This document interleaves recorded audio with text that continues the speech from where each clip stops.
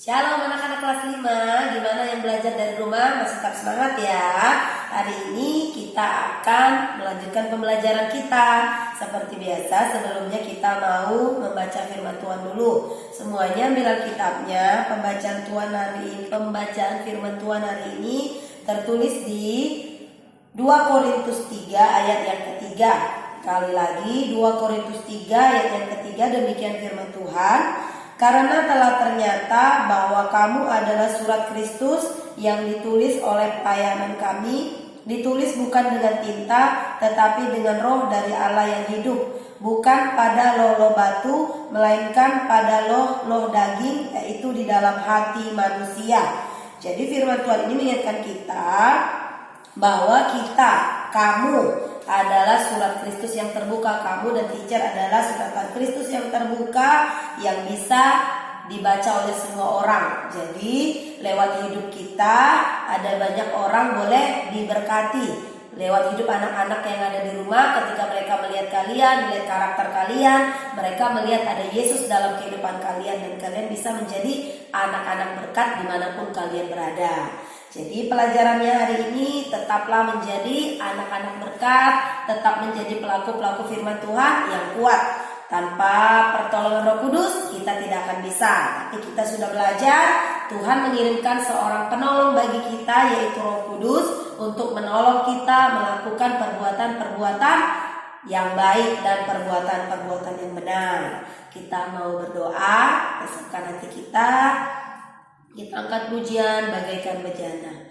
Bagaikan bejana siap dibentuk, demikian hidupku di tanganmu. Dengan urapan kuasa Roh-Mu, ku dibarui selalu. Jadikan ku alat dalam rumah-Mu, inilah hidupku di tangan-Mu. Bentuklah turut kehendak-Mu, pakailah sesuai rencana-Mu. Ku mau seperti-Mu, Yesus, disempurnakan selalu dalam segenap jalanku, memuliakan nama-Mu, memuliakan nama-Mu.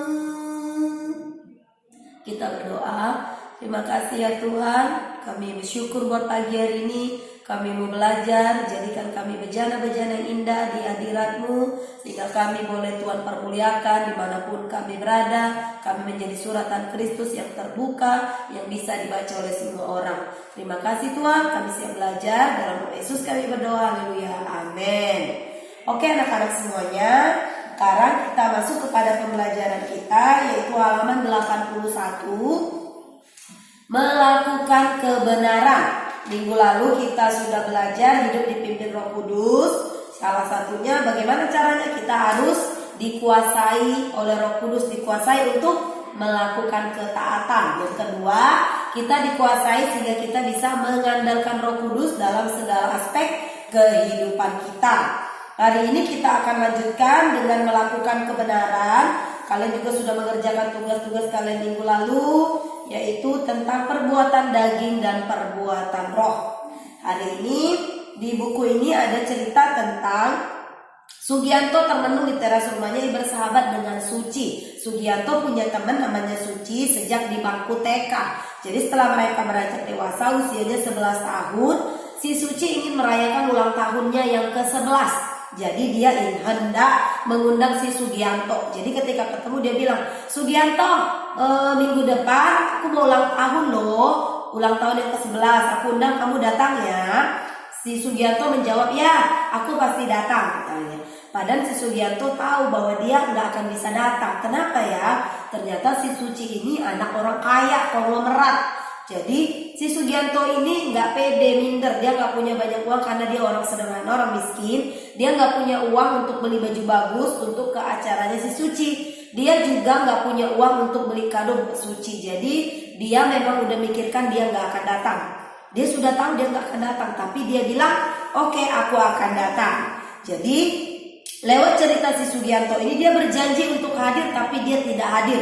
Menurut anak-anak yang ada di rumah, perbuatan Sugianto itu good atau bad?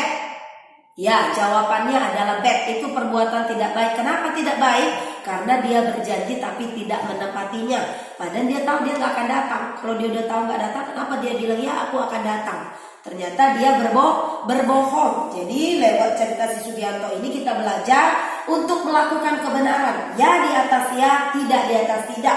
Kalau kamu nggak bisa datang, nggak bisa menepati, maka kamu akan bilang aku nggak bisa datang, aku tidak bisa hadir. Kalau kamu bisa datang, ya kamu jawab ya, tapi kamu tepati janjimu kepada temanmu. Yang kedua, contoh berikutnya tentang si Melani. Melani ini setiap kali ulangan tiba, ia punya kesibukan tersendiri. Kertas kecil berisi catatan pelajaran selalu dibawa ketika ulangan. Ternyata si Melani ini nyontek ya, tapi orang tuanya dan gurunya nggak tahu. Saat ulangan UH1, UH2 sampai UH4, PTS ya sampai akhir semester nilainya bagus semua. Ternyata sampai suatu saat nanti, suatu saat ketahuan sama gurunya, ternyata dia punya kopekan, punya contekan di balik papernya, di balik ujiannya. Ketahuan sama gurunya melapor ke orang tuanya. Bayangkan betapa sedihnya orang tuanya yang tadinya orang tuanya bangga, Melani nilainya bagus-bagus, ternyata selama ini bagus-bagus karena mencontek. Gurunya juga kecewa. Siapa lagi yang kecewa? Tuhan tentunya. Ada banyak hal yang dikecewakan oleh Melani karena dia sudah berbohong. Berbohong demi kebaikan itu adalah dosa.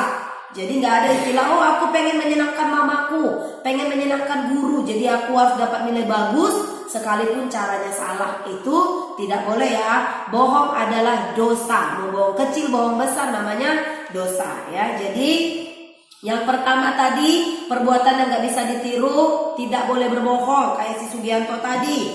Lalu si Melani mencontek adalah perbuatan dosa. Jadi kamu tidak boleh melakukannya. Apapun alasannya, berbohong demi kebaikan adalah dosa. Jadi menyakiti orang lain adalah dosa. Kenapa menyakiti? Tadi Sugianto bilang, iya aku akan datang Melani.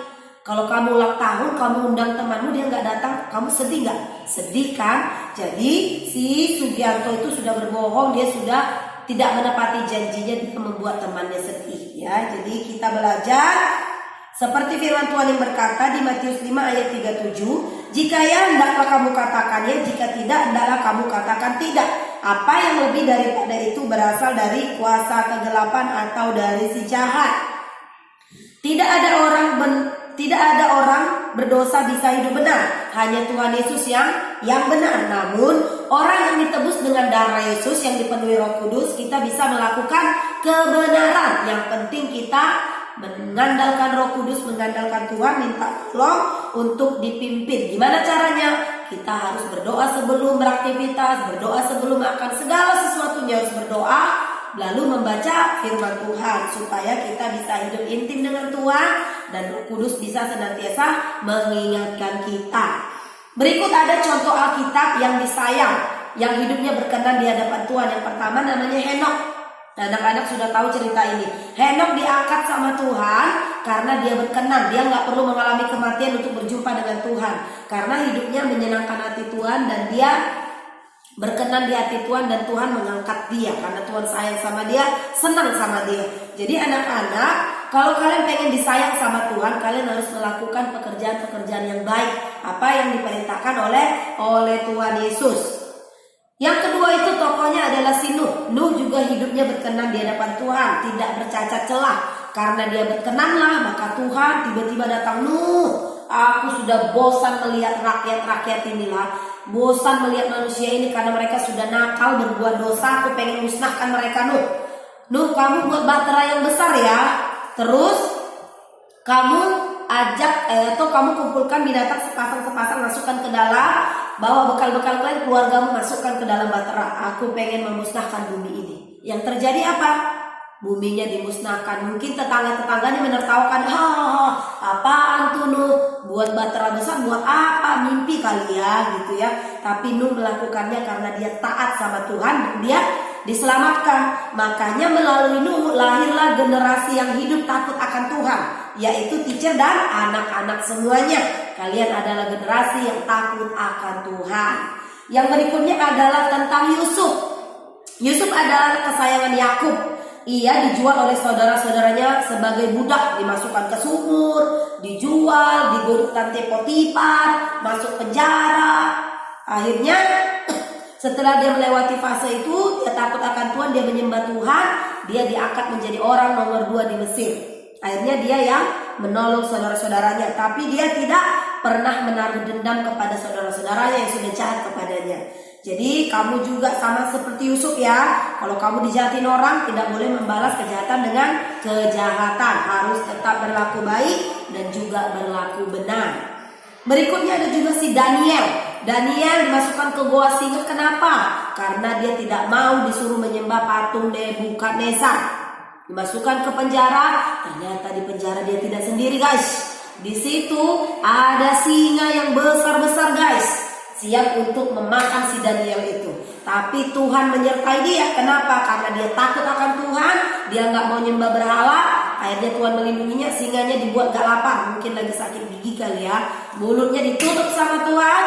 Malaikat diperintahkan untuk berjaga-jaga kepada Daniel. Dan akhirnya Daniel pun selamat. Sekarang pertanyaannya, bagaimana dengan kamu yang ada di rumah? Kamu mempunyai teman dan setiap hari bergaul dengan mereka. Apakah temanmu memberikan pengaruh yang baik kepadamu, atau sebaliknya kamu memberikan pengaruh yang burukkah kepada temanmu atau pengaruh yang baik? Bahkan ketika mengerjakan tugas, apa yang kamu lakukan? Apakah asal-asalan? Yang penting ngerjain, atau malas ngerjain, paling teacher cuma marah doang, besok udah lupa gitu ya. Tidak boleh. Kita harus saling menolong satu dengan yang lain, dengan teman-teman kalian kalau ada yang susah. Kalau ada tugas, kalian harus mengerjakannya dengan baik. Mintalah temanmu mengajarimu kalau kamu kurang paham. Boleh ya. Bertanyalah kepada gurumu jika kamu belum paham pelajarannya. Jangan diam aja, matanya melotot. Rupanya melotot karena ngantuk, atau melotot karena tidak paham. Kalau tidak paham, yang belajar di rumah boleh tanya teacher, tugasnya apa teacher, halaman berapa, seperti apa, mengerjakannya ya. Jangan malu bertanya. Malu bertanya, kamu akan sesat di jalan. Jalan-jalan kamu terus ya. Pelajaran kita hari ini selesai. Melakukan kebenaran, tidak boleh bohong, tidak boleh menyakiti hati orang lain, dan belajar dari beberapa tokoh-tokoh Alkitab. Jadi hari ini kita belajar, jadilah teladan bagi banyak orang, menjadi yang terbaik di antara orang yang belum bertobat. Untuk tugasnya ada di halaman 84. Nanti kalian baca ayat-ayat ini, pikirkan cara menjadi teladan. Bagaimana caranya menjadi teladan? Lewat perkataan, sikap, mengasihi semua orang gimana caranya, setia tidak ingkar janji gimana caranya, menjaga kekudusan gimana caranya. Tuliskan pendapatmu tentang pernyataan nomor 3. Rumuskan mengapa harus menjadi teladan. Rumuskan kesimpulanmu. Pelajaran hari ini apa yang kamu dapat, kamu bisa tuliskan di sini. Tugasnya halaman 84 aja. Tugas-tugas yang sebelumnya dikerjakan jangan lupa. Kalau nggak, teacher Melda nggak akan kasih nilai. Ya, belajar memberikan yang terbaik. Kita berdoa. Tuhan Yesus yang baik, terima kasih kami sudah selesai belajar. Tuhan memberkati kami dengan hikmat, kepintaran, kecerdasan, dan takut akan Tuhan. Biar kami boleh belajar, memiliki hidup yang benar dimanapun kami berada. Kami memberikan pengaruh yang baik kepada orang lain, dan kami bergaul dengan orang-orang yang memberikan pengaruh yang baik kepada kami. Terima kasih Tuhan Yesus yang baik. Berkati semua anak-anak yang di rumah, berkati papa mama mereka apapun usaha pekerjaannya. Tuhan buat berhasil di dalam nama Yesus. Terima kasih Tuhan. Dalam nama Yesus kami berdoa, percaya diberkati. Sama-sama katakan amin.